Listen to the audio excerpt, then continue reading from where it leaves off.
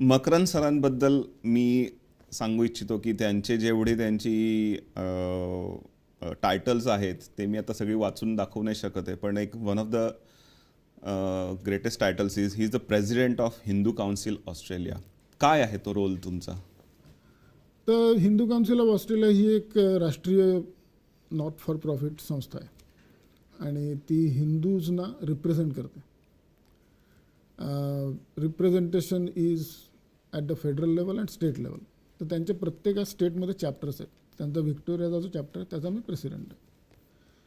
तर as a part of that role मी हिंदू धर्माला गव्हर्नमेंटमध्ये रिप्रेझेंट करतो आणि त्याचा मुख्य उद्देश हिंदू ॲडव्होकेसी आहे.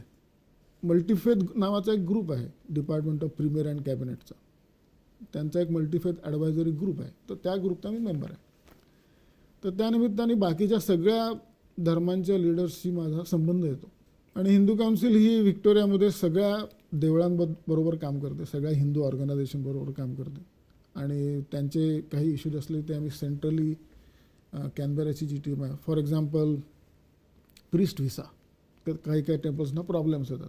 तर आमच्या कॅनबेरामधले जे टीम मेंबर्स आहेत ते डायरेक्टली इमिग्रेशन मिनिस्टरबरोबर जाऊन मीटिंग करतात आणि सांगतात अमुक अमुक देवळाचा हा प्रिस्टला प्रॉब्लेम आहे, तुम्ही या व्हिसाला मदत करा आणि मग तो we expirate that visa. So this is just one example.